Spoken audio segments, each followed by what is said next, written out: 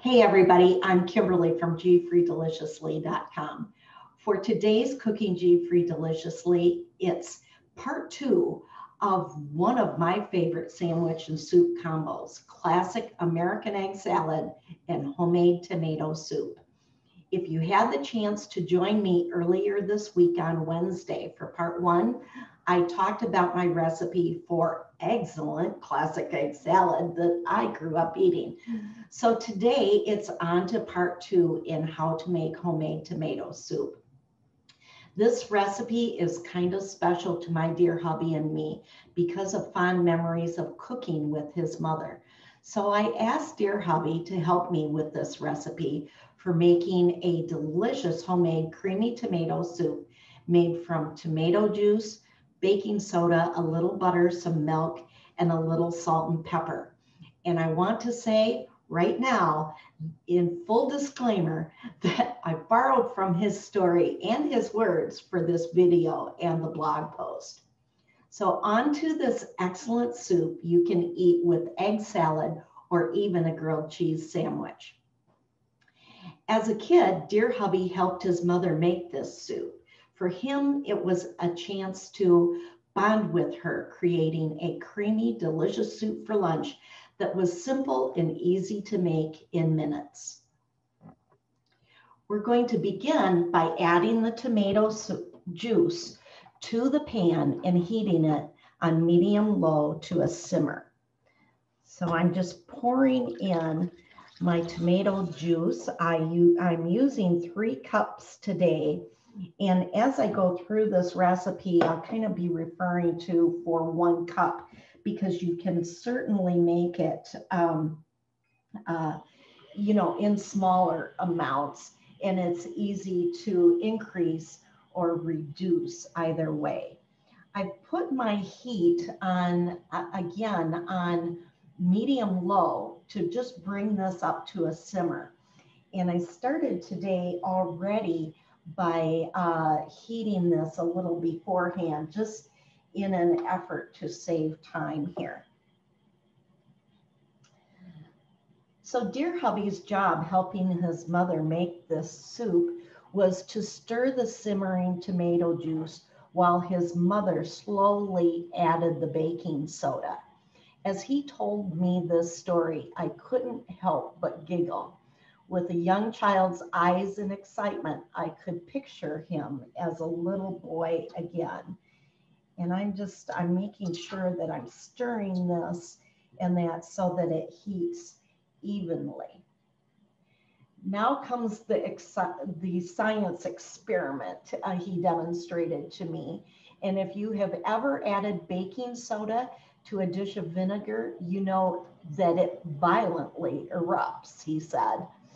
Maybe you remember these 2 simple items used by teachers to demonstrate acids and bases and the interaction between them when you were a kid. So you learned that acids have a low pH and bases have a high pH, and when combined, there is a must-be witness to appreciate its spectacular reaction that occurs. You can even use it to make volcanoes that inspire a do-it-again plea from young children. So as you're adding in, and it looks like this is warming up quite well here to a simmer. As you're adding this in, you're going to add it a little bit to a time. I'm trying to work backwards here, I guess, as I'm doing it. And I'm sure you can see how this is bubbling up as I'm putting in this baking soda with a high pH into this. And you want to keep adding it just a little bit to a time there until it is all in the pot. So I've got that all in. And like vinegar, tomato juice is naturally acidic and it foams up in the pan as it's added, and you've seen that happen. So if you're taking notes, you need to take care to use a high-sided pan, such as the one I'm using today, to keep up with the foam rising. And the baking soda slowly, as it goes in, will calm down, stirring it as you do that. So you're going to want to just kind of keep stirring until you really don't see any more foaming action happening as you're doing this. So as the story continues, he humbly gave his mother high praise, saying, my mother never measured anything because, well, she was just that good. And I agree. So the reason to use baking soda is to neutralize the acid in the tomato juice to prevent the milk from curdling when you add it in the final step. Nobody wants to eat soup that has curds floating in it. And the ratio of juice to baking soda is most critical, because if there's too little, that means that you will have curds. And if you have too much baking soda, that will leave a soapy taste, and nobody wants that. And that's pretty well gone. I'll stir just a moment more here. When we first were married, dear hubby taught me to make this soup, and we've both enjoyed making and eating it ever since. After many tries at getting it just right, the determination is that approximately half a teaspoon of baking soda to 1 cup of tomato juice is about the perfect amount of baking soda to add. But then again, that probably, would depend a lot on the batch of tomatoes that were made into the juice, since some tomatoes are more acidic than others. So you may want to experiment a little on your own when making the recipe. So once the foam settles down, as it has here with constant stirring, I've got butter, and you're going to add about half a tablespoon in for each cup of milk. So I've got about 1.5 today that I'm adding into this.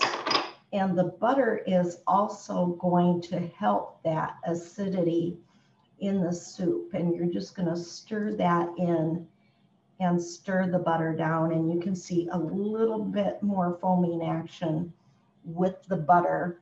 Again, that's helping to reduce the acidity of the tomatoes. And this is looking really, really good. We don't have any curdling happening here in this batch of soup that we're making today. So after a couple of minutes, you're going to add the milk and a dash of salt and pepper. I've got just 1.5 cups of milk here. And I'm going to slowly kind of add that in so that it doesn't splash. And I'm going to kind of stir that around. You can see how wonderfully creamy that tomato soup is getting.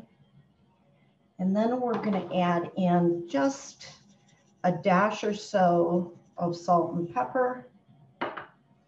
And this is kind of by taste. So, you can adjust it as you go. And I've got that salt and pepper pretty well stirred into the soup here. Look how wonderful, creamy, and yummy that looks.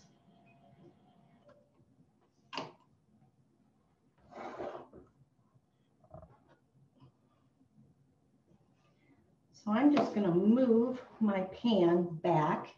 It's nicely warmed. You can see a little of the steam coming out of the pan here. I'll move a few things out of the way. Things up a little bit here.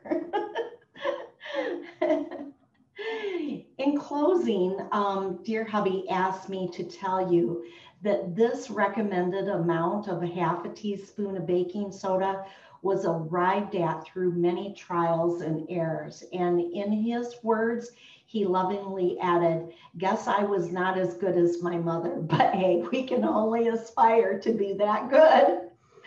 Anyway, this creamy tomato soup will keep for days in the refrigerator, so you don't need to worry if you make too much. It's all about what you have on hand. Many homemade tomato soup variations will include using heavy cream for more creamy richness or adding basil for a tasty tomato basil soup, but it all depends on what you have in your pantry when you're making it. This homemade tomato soup using tomato juice is very, very affordable at less than half the canned soup price.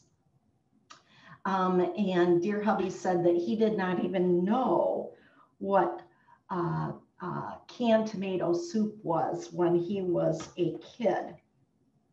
I'm just adding, each ladle is about ½ a cup, and they tell me from what I've researched that a bowl is 1½ cups. Of course, a cup is going to be a cup, and that.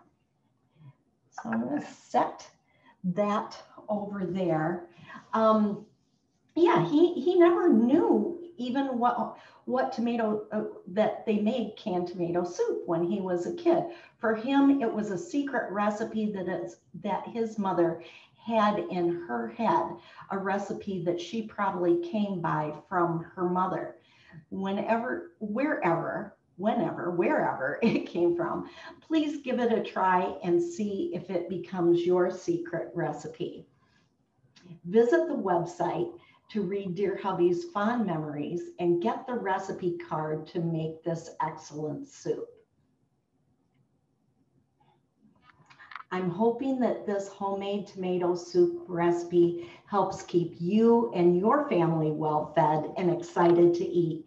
And if you're looking for more inspiration, peek through the film strip located at the top of every page on gfreedeliciously.com to discover more easy recipes for cooking. Thank you so much for taking time out of your busy day to pop into my kitchen. Please give me a like and share this week's recipes with your family and friends. Enjoy. Till next time, you're watching Cooking G-Free Deliciously. Bye-bye.